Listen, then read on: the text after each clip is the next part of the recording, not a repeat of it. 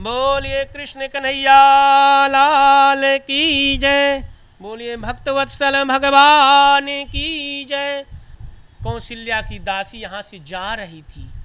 कौशल्या के दासी से मंथरा पूछ रही है किसकी तैयारी चल रही है, ये साज श्रृंगार क्यों किए गए हैं।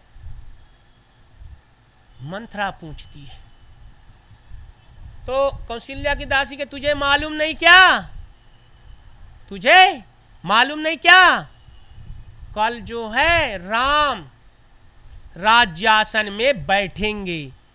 देख कौशल्या की मैं दासी थी, मुझे क्या मिला है, मोती की माला मिली है।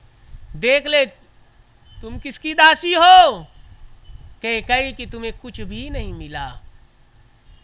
महाराज आग लगा दी। महात्माएं कहते हैं, क्या कहते हैं, यदि जो है कैकेयी के दासी को भी कुछ मिला होता तो क्या होता, ये शायद विघ्न खत्म हो सकता था, मगर यहां तो आग लग गई। और महाराज कौशल्या की राम राम कैकेयी की दासी अंदर आई और कैकेयी के समक्ष रोने लगी, बिलक बिलक कर रोने लगी।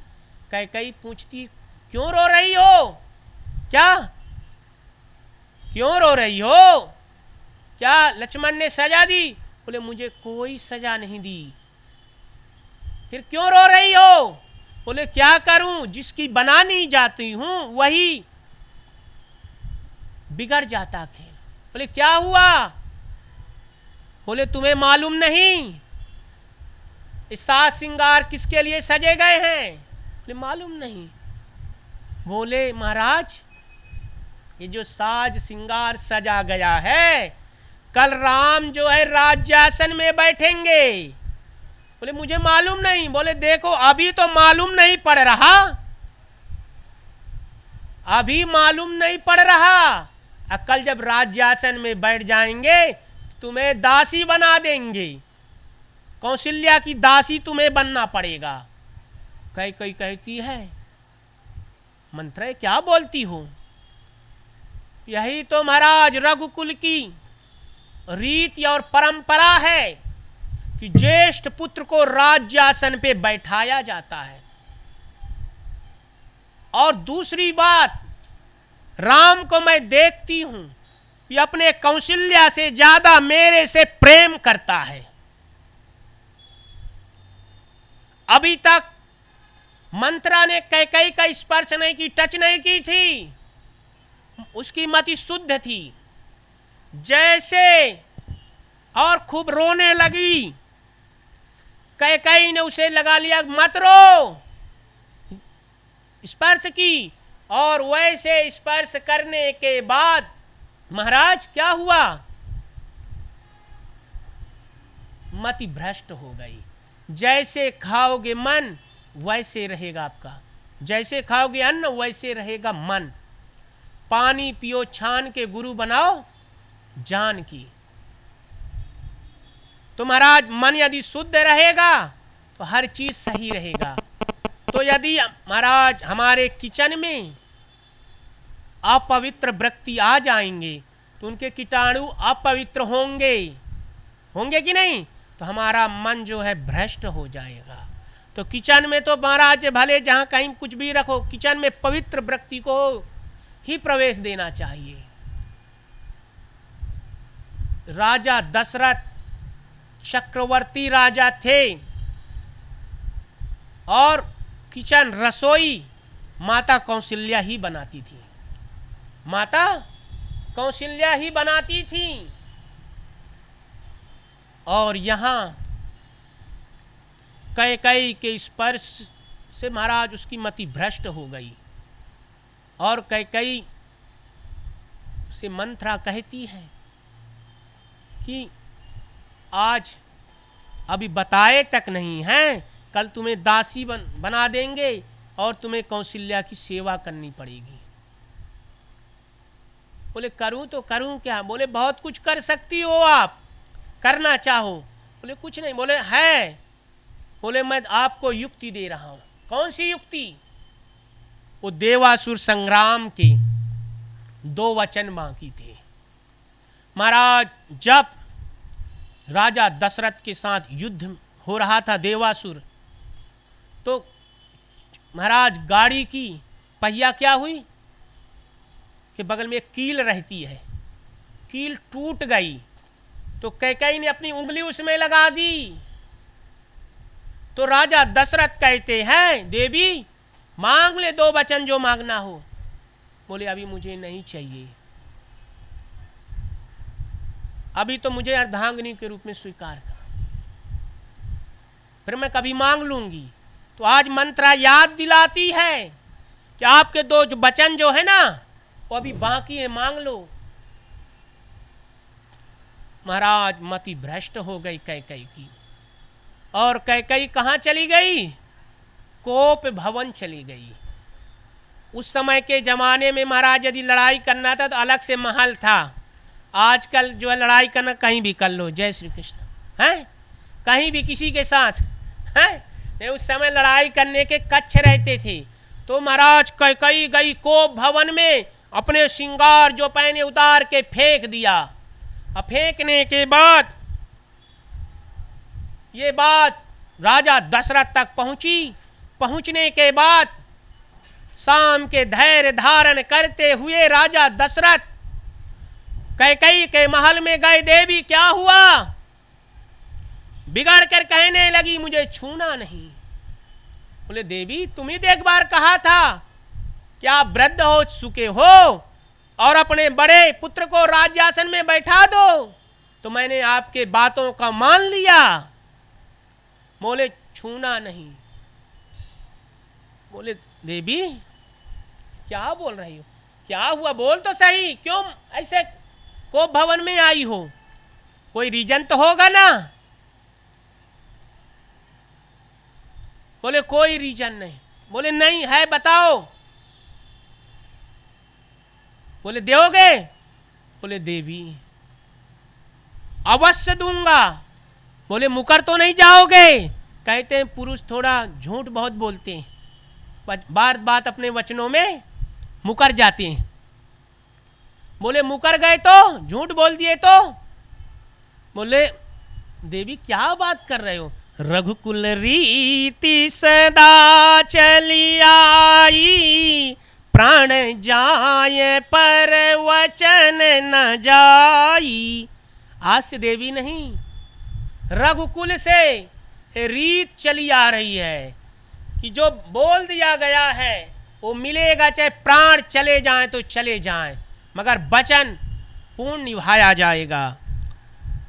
और यहाँ कैकेयी कहती है यदि आप देना ही मुझे चाहे तो मेरे 2 वचन दे दो। अरे देवी 2 क्या 3 ले लो ना। बोले महाराज 2 ही वचन मुझे दीजिए, 3 की अभी आवश्यकता नहीं है। बोले ठीक है। यहाँ जो है मंत्रा पहले बता दी थी कैकेयी को, देखो पहला वचन क्या मांगना कि भरत को राज्यासन। यदि तुम राम को पहला वनवास मांग लोगे, मूर्छा में चला जाएगा दशरथ जी, तो फिर दूसरा वचन मिलेगा ही नहीं। तो पहला वचन क्या मांगना? भरत को राज्यासन, राजगद्दी।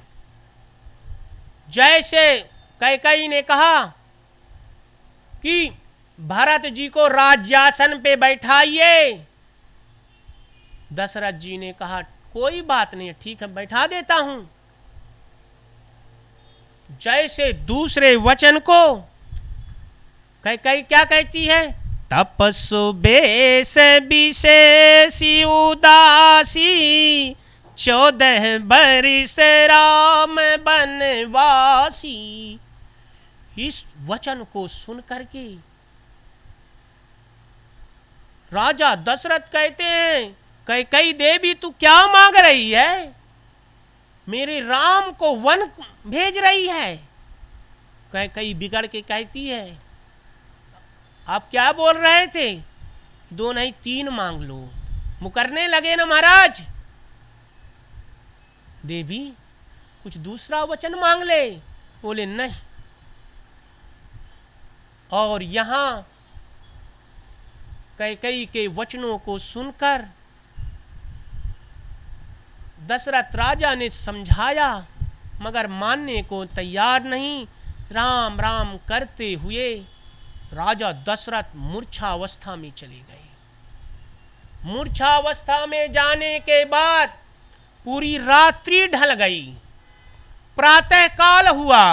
जब प्रातः काल होता है तो राजा दशरथ सो के उठते नहीं, और जब उठे नहीं, मंत्री सुमंत्र कहते हैं कि आज राजन सोकर नहीं उठे। कैकेयी को कहा, क्या बात है? कैकेयी कहती है, बिगड़ कर मुझे नहीं मालूम, जाओ राम से पूछो, राम को मालूम है। और मंत्री सुमंत्र राम के पास जाते हैं, और जाने के बाद कहा, पिताजी अभी सोकर उठे नहीं। तुरंत राम आए और कैकेयी से पूछा, माते क्या हुआ? कैकेयी ने सारा वृतांत बतला दी, और वार्तालाप चल रही थी कान में दशरथ जी के पहुंची बात, और मूर्छा खुली। राम कहते हैं दशरथ जी को, पिताजी आप तो धर्म धुरंधर हो, छोटी सी बात के कारण इतनी चिंता लेके बैठे हो।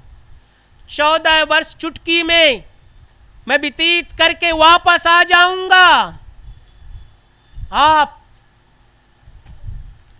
चिंता मत करो। और ऐसे वार्तालाप चल रही है। आदेश दीजिए, मगर कहती अब तो ये आदेश दे नहीं पाएंगे। मैं आदेश देती हूं, जाइए वन को जाइए। और यहां कैकेयी के आदेश के अनुसार वल्कल वस्त्र लाए गए, पीले वस्त्र लाए गए। राम ने धारण करने लगे। महाराज सीता जी तैयार हो गई, मैं भी चलूंगी। भगवान राम ने कहा, देवी मेरे माता पिता की आप सेवा करना, और माता पिता की आप सेवा करोगे तभी मैं प्रसन्न हूं, मत जाओ। माता सीता अपने स्वामी को हाथ जोड़ के कहती हैं राम को, प्रभु आप ध्यान दीजिए मेरे ऊपर कि मैं आपके वियोग के बिना 14 वर्ष रह सकती हूं जीवित। यदि ऐसा आपको लगता है तो मैं जाने, आप जाइए, मैं नहीं चाहूंगा। भगवान राम को लगा कि माता सीता मेरे वियोग के बिना 14 वर्ष नहीं रह सकती, और उन्हें हां कह दी। ये बात आगे बढ़ी। बढ़ने के बाद क्या हुआ? महाराज लक्ष्मण तक पहुंची। तुरंत लक्ष्मण तैयार हो गए, और जैसे लक्ष्मण तैयार हुए तो क्या हुआ? उनकी अर्धांगिनी उर्मिला भी तैयार हो गई। बोले नहीं, आपको यहीं रहना है। एक पैर जैसे उठाया वैसे उठाए खड़े रह गई। और ये बात आगे पहुंच गई माता तक। भगवान राम स्वयं कहे, उनके महल में गए। किसके महल में? कौशल्या जी के। तो कौशल्या जी कहती, बेटा वशिष्ठ जी जो है राज्यासन की विधि कराएंगे तो बहुत समय लगेगा, तो ऐसा कर थोड़ा महाराज फल फूल ले ले। तो राम जी कहते हैं, मैया मैं राज्यासन में नहीं बैठूंगा, मेरे भाई भरत बैठेंगे।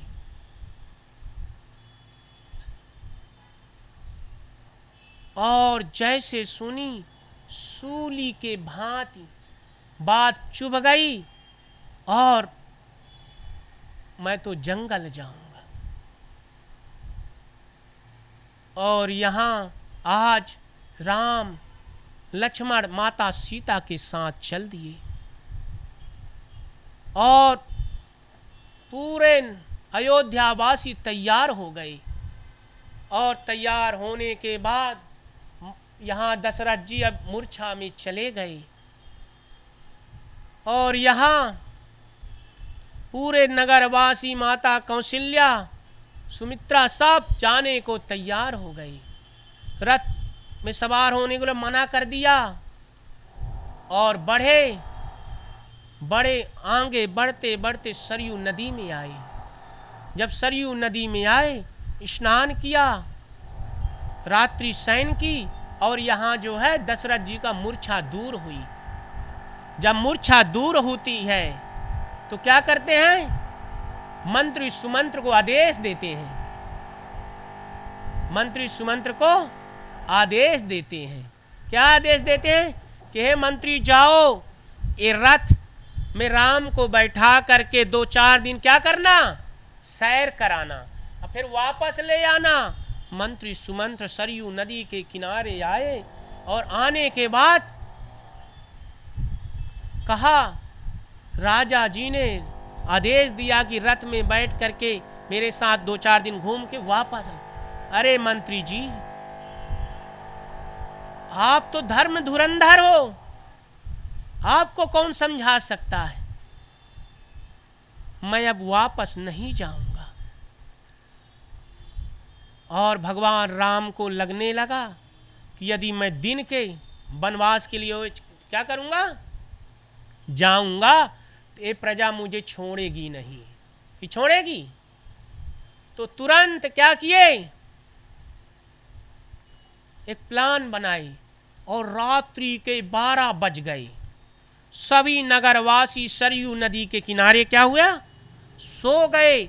सोने के बाद जो है महाराज भगवान राम लक्ष्मण सीता चल दिए। चलते चलते गुहक का नगर आया। गुहक देखता है कि राम लक्ष्मण मेरे राज्य में आए हैं, तो उनको स्वागत किया और आदेश भी दिया अपने दूतों को कि उनको अपने नगर में ले आओ। और भगवान राम के चरणों में निवेदन किया, गुहक कि ये राज आपका है।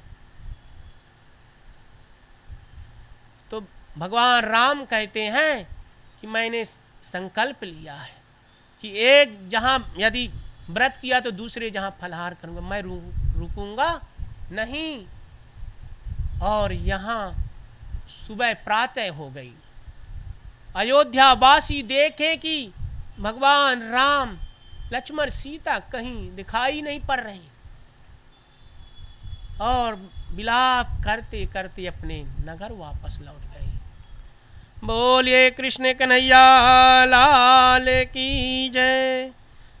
जय राधे जय राधे जय राधे जय राधे।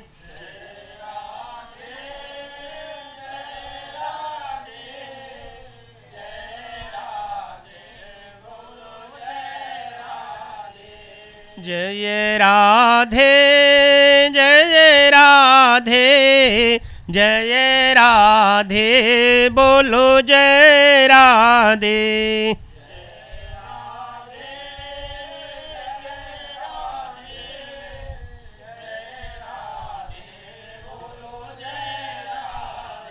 बोलिए कृष्ण कन्हैया लाल की जय। और यहाँ गुहक के नगर पे प्रभु ने प्रवेश किया था और गुहक के बातों को मना कर दिए प्रभु।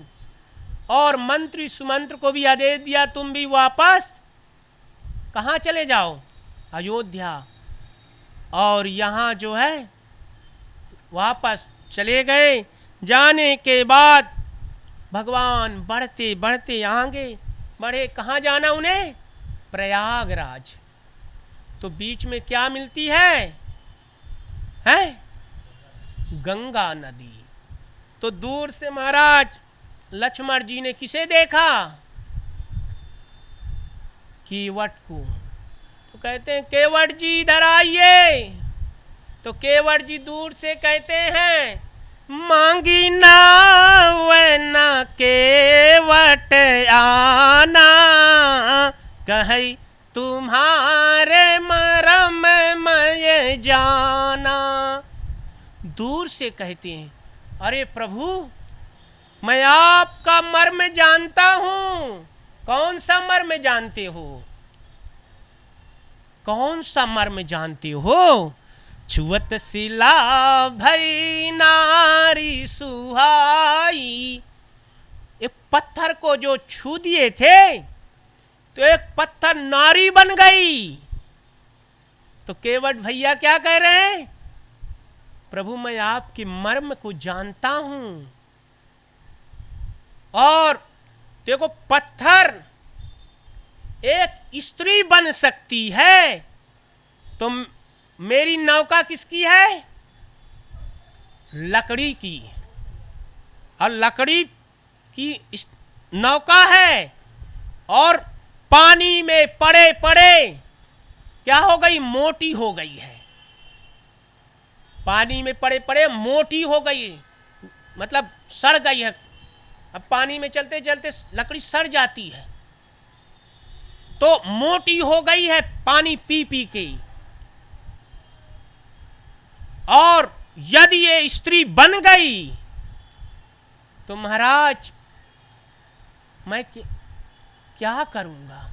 क्योंकि मेरा जीविका है, रोजी रोटी है। और एक स्त्री तो पहले से घर में है महाराज, दूसरी स्त्री का क्या करूंगा? यहां तो एक स्त्री संभाली नहीं जाती है, दूसरी स्त्री घर पे आ जाए तो बड़ा टेंशन हो जाएगा कल युग में। यही प्रतिपालो सब परिवारू, नहीं जानो कछु और कबारू। ये जो नौका है मेरी रोजी रोटी, मेरा दूसरा कोई व्यापार नहीं है। मेरा तो एक ही व्यापार है कि गंगा पार लगाता हूं इन नौका के माध्यम से। और ये भी स्त्री बन गई तो फिर महाराज रोजी रोटी कैसे चलेगी? तो प्रभु मैं आपसे विनय करता हूं। कौन सी विनय करता हूं? कि आपके चरणों को जो है मैं धोऊंगा। और आदेश आप देते हैं तो चरण को धो करके तब अपनी नौका में बैठाऊंगा। ऐसे वचनों को सुनकर केवट के भगवान विचार करते हैं। अरे वशिष्ठ जी महाराज ने जो है क्या किया था? न्याय किया था कि दक्षिण चरण की सेवा कौन करेगा? कौन? लक्ष्मण जी।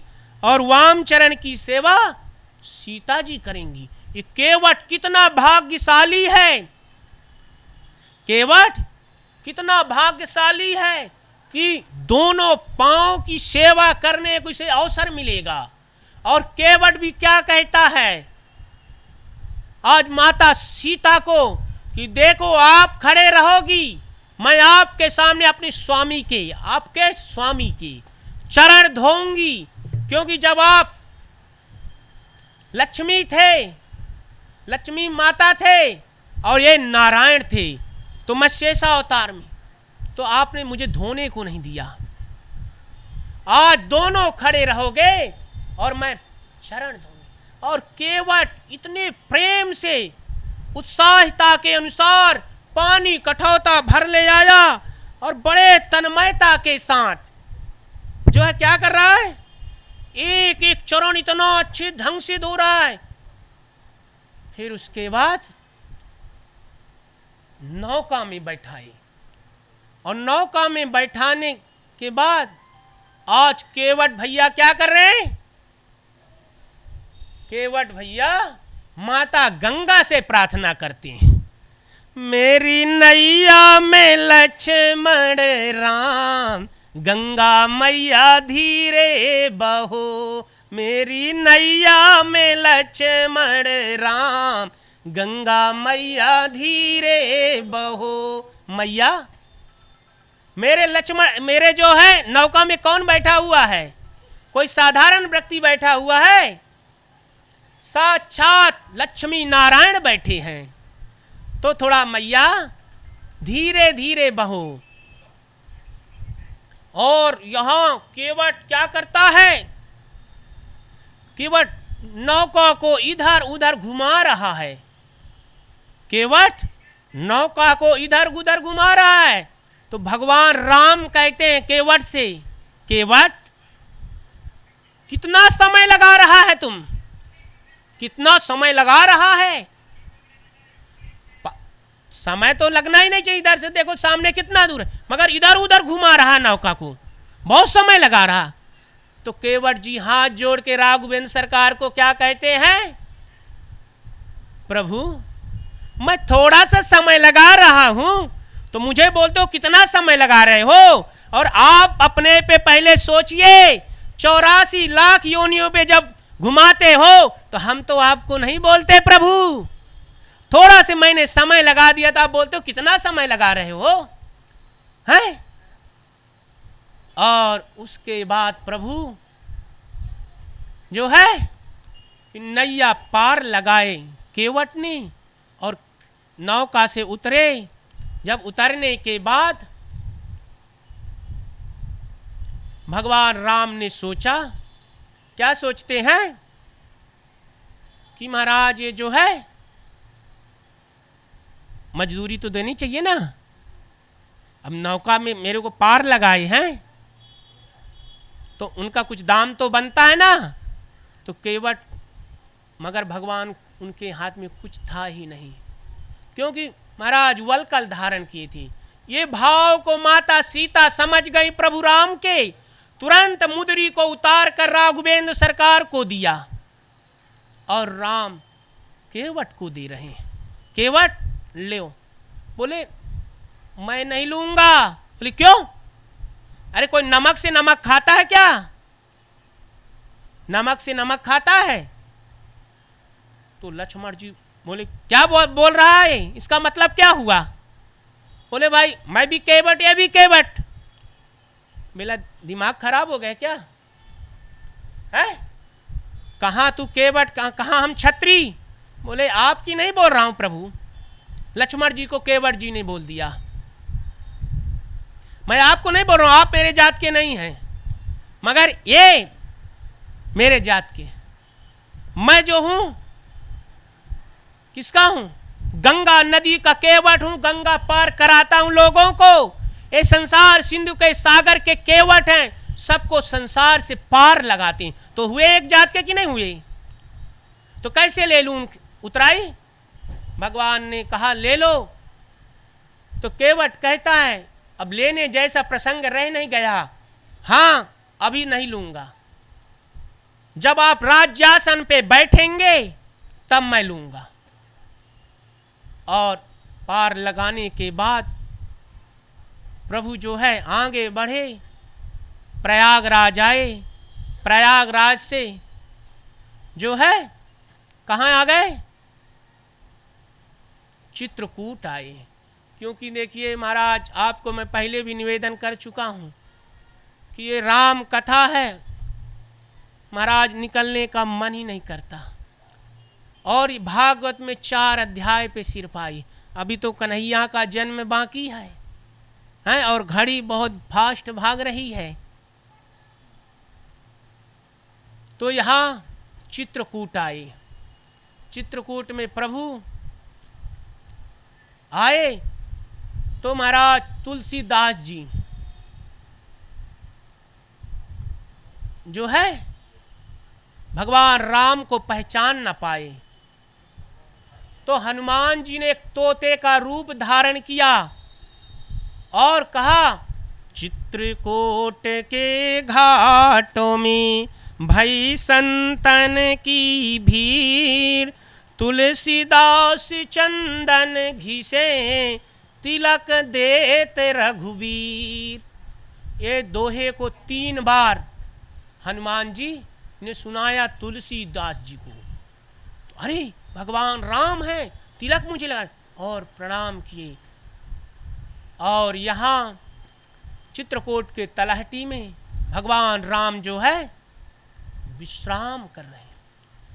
और यहाँ जो है सुमंत वापस गए। जब वापस जाते हैं तो क्या हुआ? मूर्छावस्था में हैं कौन? राजा दशरथ। जैसे राजा दशरथ मूर्छावस्था में हैं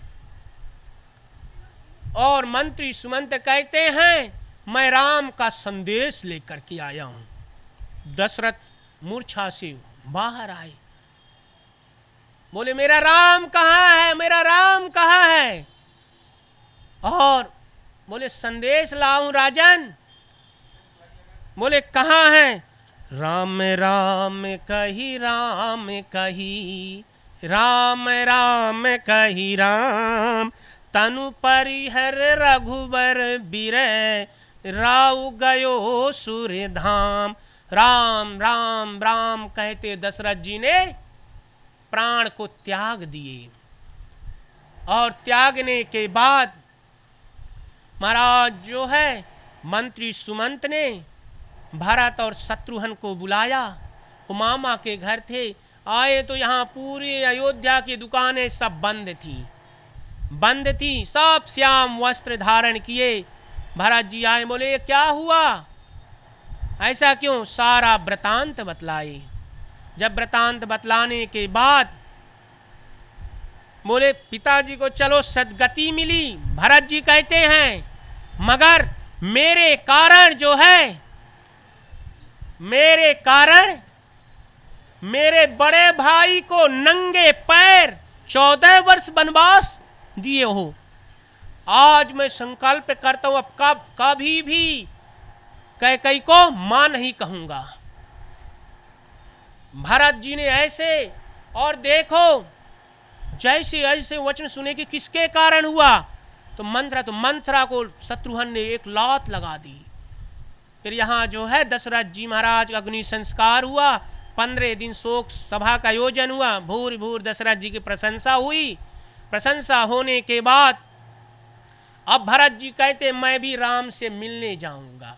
पूरी सेना तैयार हो गई। कली का भूत उतर गया कैकेयी के मन से, वो भी राम के दर्शन के लिए आतुर हो गई। और यहाँ सुबह प्रातः हुई और जब माता सीता एक स्वप्न देखती हैं कि पूरी अयोध्या के साथ कौन आ रहा है, भरत जी आपसे मिलने के लिए आ रहे हैं।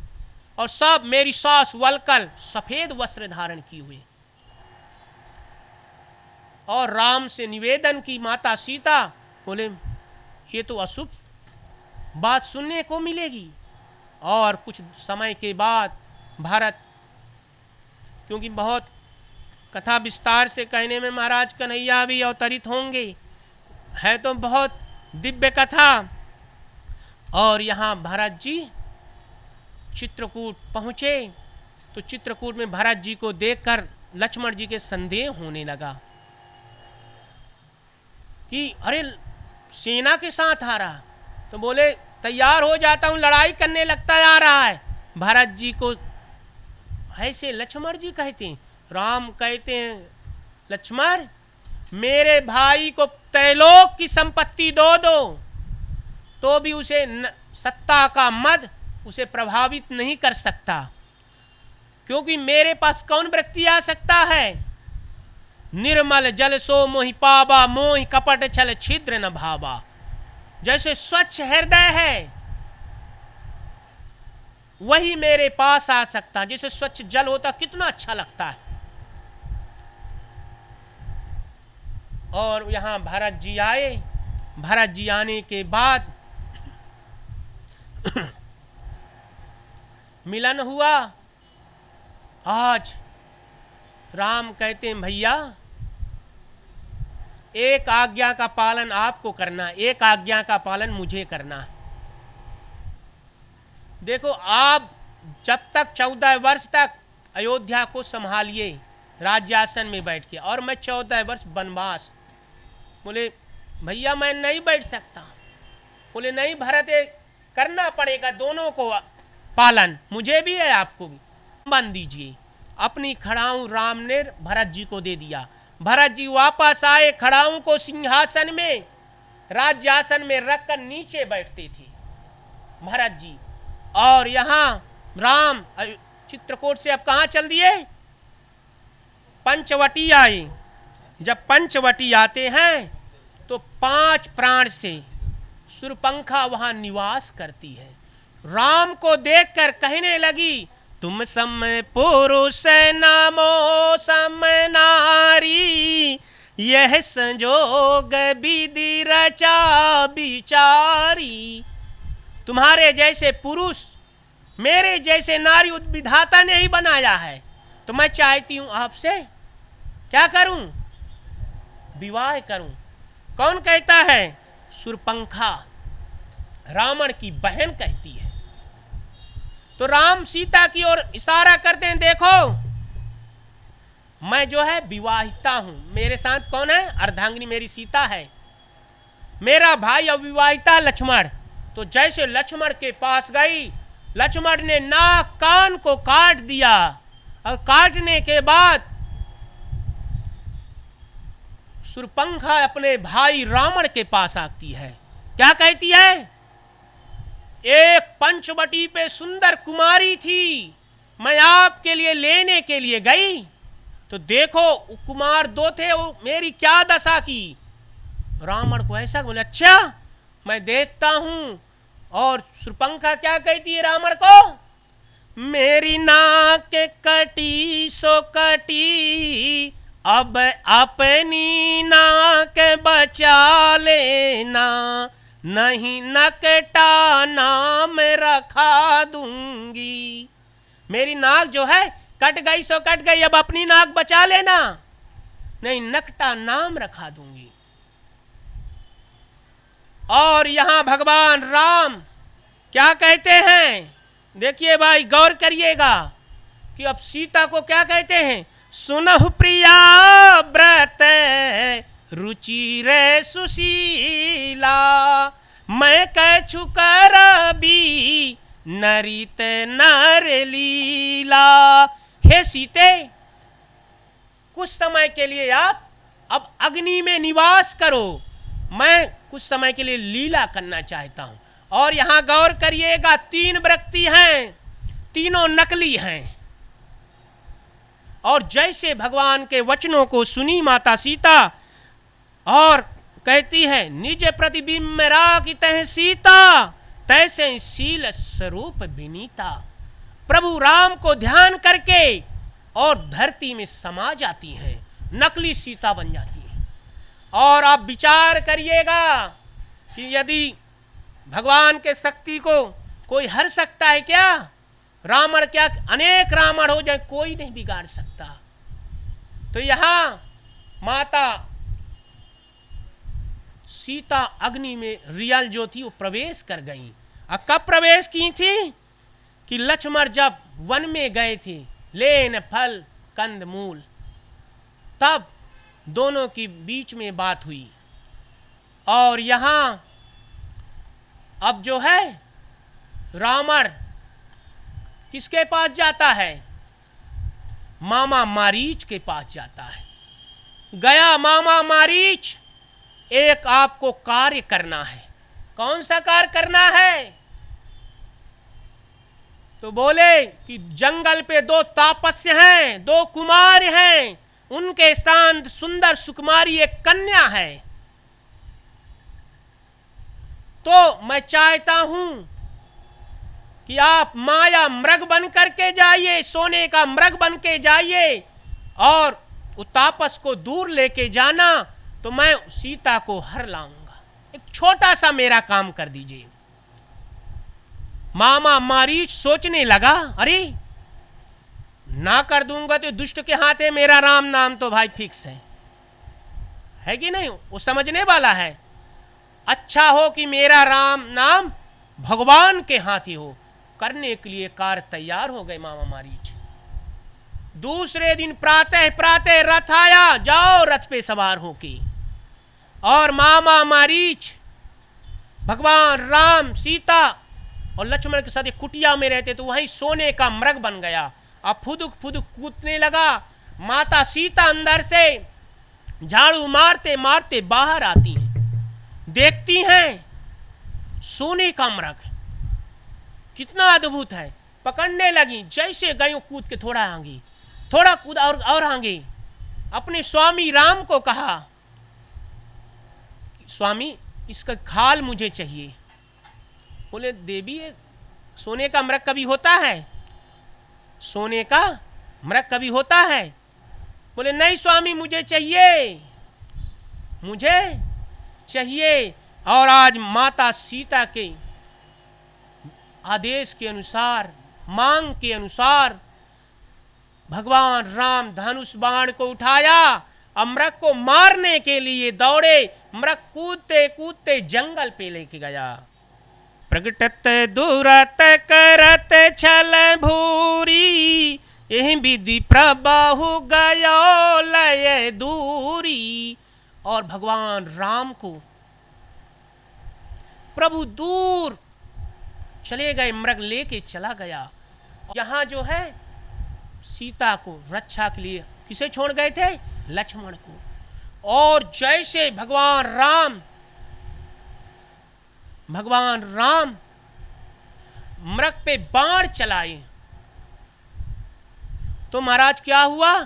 वो मृग जो है, हाय लक्ष्मण, हाय लक्ष्मण क्या किए? आवाज किया। कौन? मृग, मारीच। तो ये बात काने तक पहुंच गई। किसके? माता सीता की। और जब सीता के काने तक पहुंच गई ये बात, तो अपने देवर को कहा, लक्ष्मण जी को, कि देवर भैया जी आपके बड़े भ्राता श्री कष्ट में हैं। तो भगवान तो जानते ही थे लक्ष्मण जी ये कभी कष्ट में हो सकते हैं। तो लक्ष्मण जी ने हंस दिया, क्योंकि लक्ष्मण जी को मालूम है भ्रकुटी विलास सृष्टि लय होई, सपने हूं संकट परहि की सोई। जिसके एक आंख टेढ़े कर देने से सृष्टि का लय हो जाए, वो कभी संकट पे आ सकता है। तो उन्होंने हंस दिया। माता सीता को अच्छा नहीं लगा। कहा लक्ष्मण जानी रे जानी लक्ष्मण, नियत तिहारी, राम जी को मार के मुझे पाना चाहते हो आप। वो दृश्य भी मुझे याद है। कौन सा दृश्य? जब महाराज धनुष यज्ञ था तो पहले आप ही खड़े हुए थे, और आज आपके बड़े भ्राता श्री राम कष्ट में है तो हंस रहे हो ही नहीं सकता। ऐसे कटु वचन बोली। लक्ष्मण जी तिलमिला गए। मां ये क्या बोल रही हो? मैं तो आपका पुत्र हूं और मेरे ऊपर ऐसा लाछन लगा रही हो। तुरंत महाराज लक्ष्मण जी क्या किए? माता सीता को प्रणाम किया और एक लक्ष्मण रेखा खींचने लगे। चहु दिस रेख खींचाई सा, बारही बार नाई पद सीसा। और रेखा खींच दी चारों तरफ, और माता जी को चरण में प्रणाम किया, वंदन किया, बार बार चल दिए। और यहां महाराज रावण साधु भेष में आया। जब साधु भेष में आता है तो देखता है कुटिया है, बाहर से कहता अलख निरंजन। माता सीतों के कान में गई बात, बाहर आई। बोले महाराज जी क्या चाहिए? बोले अरे साधु आया। सीधा लेके जल्दी आई अंदर से माता जी, सीता जी, आओ महाराज ले लो सीधू। और जैसे रावण अंदर आने लगा, वो रेखा से अग्नि उत्पन्न हुई। अरे तुरंत पीछे गया, फिर आगे लेने को सोचा, फिर अग्नि उत्पन्न। ध्यान करी तो लक्ष्मण रेखा है, इसे लाऊंगा तो राम नाम मेरा सत्य हो जाएगा। तुरंत कहता है रावण मैं बंधी भिक्षा नहीं लेता, आपको भिक्षा देना तो रेखा के बाहर आओ। और यहां माता सीता महाराज विविधा में हो गई कि यदि जाती हूं तो देवर के वचनों का उल्लंघन होगा, नहीं जाती तो मेरे आश्रम से कोई ब्राह्मण खाली हाथ जाएगा तो पाप लगेगा। और सोची कि भले पाप लगे, अब उल्लंघन हो बात, अब मैं सीधा तो दूंगा ब्राह्मण। जैसे क्रॉस किए रेखा, वैसे रावण हाथ पकड़कर माता सीता को अपने विमान में बैठा के दक्षिण दिशा में चल दिया, उड़ान भरी। यहां लक्ष्मण जी दौड़ते गए, देखा कि राम तो आ रहे हैं। बोले अरे लक्ष्मण क्यों इधर आया, मैं तुझे सीता की रक्षा के लिए छोड़ आया था। और लक्ष्मण जी ने सारी वृतांत बतलाई। और राम कहते हैं लक्ष्मण अब लगता है, मुझे ऐसे लग रहा है अंदर से कि सीता आश्रम में नहीं है, क्योंकि यदि अंधोनी होती तो पहले मालूम पड़ जाती है वैष्णव लोगों को। और यहां राम लक्ष्मण आए कुटिया पे, ना देखा, और ना देखने के बाद भगवान जो है चिंता में आ जाते हैं, ढूंढते हुए जा रहे हैं। राम कहते हैं नीचे मेरी दृष्टि जाती है तो धरती माता कहती है कैसा जमाई है ये कि जो अपने अर्धांगिनी की रक्षा ना कर सका। क्योंकि सीता माता कहां से प्रकट हुई थी, तो धरती माता सासू हुई कि नहीं हुई। और आकाश की ओर नजर जाती है तो उनके पितृदेव, क्योंकि सूर्यवंशी है राम, कैसे हमारे कुल में एक कपुत्र जन्म लिया है कि अपनी पत्नी की रक्षा ना कर सका। राम कहते मेरे को कोसते हैं। फिर आगे बढ़े और यहां महाराज माता सीता राम का स्मरण करते आगे रावण हर के ले गया। और एक माला माता सीता की गिरी तो जटायु के ऊपर गई। जटायु देखा अरे राम को कि अर्धांगिनी को ये रावण हर के ले जा रहा, लड़ाई करने के लिए गए। जैसे गए और जटायु और रावण का युद्ध होने लगा तो रावण क्या करता है, छल करता है। बोले क्यों मुझे मार रहे हो, मेरी जो मृत्यु है मेरे पैर में है। तो जटायु झुकने को किया तो उसके पंख काट दिए। काटने के बाद जो रावण ने उसे घायल कर दिया और लेके चला गया। यहाँ भगवान जो है ढूंढते ढूंढते जटायु के पास पहुंचे। जटायु ने सारा वृतांत बतलाया और भगवान राम ने कहा जटायु जी आपको मैं सचेत कर दूं। तो जटायु हाथ जोड़ के कहता है अरे जन्म जन्म मुनि जतन कराही, अंत राम कहीं आवत नाही। तो जिसका जन्म जन्म संत महात्मा क्या करते हैं, स्मरण करते हैं, तब भी प्राप्त नहीं हो पाते हो। आज तुम मेरे समक्ष खड़े हो, मुझे कुछ नहीं चाहिए। और भगवान राम ने जटायु का उद्धार किया। आगे जो है हनुमान जी की मैत्रिता हुई। हनुमान जी ने सुग्रीव से मैत्रिता कराई और हनुमान जी महाराज जो है लंका गए। और लंका जाने के बाद माता सीता का पता लगाए। सीता का पता लगाने के बाद भगवान राम को बतलाए। भगवान अपनी चतुरंगिनी सेना के साथ लंका में प्रवेश किया और युद्ध किए। और युद्ध करने के बाद जो है महाराज राम और ने रावण वध कर दिया। और रावण जब वध किया तो एक बार मारते तो मूर्छा हो जाती, फिर दोबारा क्या होता, दोबारा सचेत हो जाती। तो विभीषण जी ने उन्हें कहा मैं बताई बात कि इनके जो नाभि पे अग्नस्थ है और अग्नस्थ के कारण लगातार 31 बाण आप चलाइए तो ही अग्नस्थ का जो अमृत कुंभ है वो सूखेगा। भगवान राम ने वैसे युक्ति से काम लिया, बाण चलाया, रावण का वध हुआ और जो है लंका उनके हाथ में आई। तो महाराज विभीषण को सौंप दिया। और पुनः आए। आने के बाद यहाँ भरत जी महाराज क्या कर रहे थे? भगवान का सदैव स्मरण कर रहे थे। और राम और भरत का मिलन हुआ, दोनों समान हैं। और कनक सिंहासन सियहि समेता, माता सीता के साथ भगवान राम ने सिंहासन ग्रहण किए।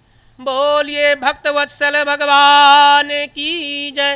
राजा राम राजा राम, मैं राजा राम राजा राम।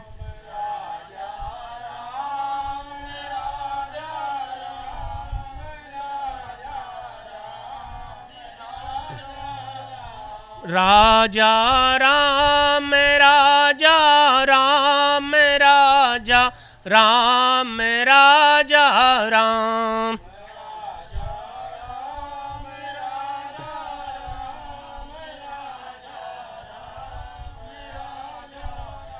सीता राम सीता राम सीता राम सीता राम।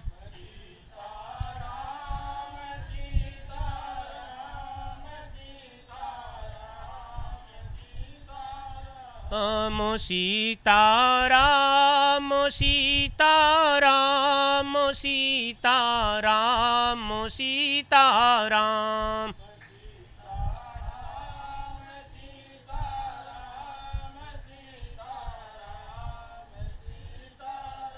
बोलिए भक्तवत्सल भगवान की जय। राम जैसा पुत्र नहीं हुआ, वशिष्ठ जैसे गुरु नहीं हुए, दशरथ जी जैसे कोई पिता नहीं हुआ, कौशल्या जैसे कोई माता नहीं हुई, और राम जैसे कोई पति नहीं हुआ, और सीता जैसे कोई पत्नी नहीं हुई, भरत जैसे कोई भाई नहीं हुआ, रावण जैसे कोई शत्रु नहीं हुआ। बोलिए भक्तवत्सल भगवान की जय।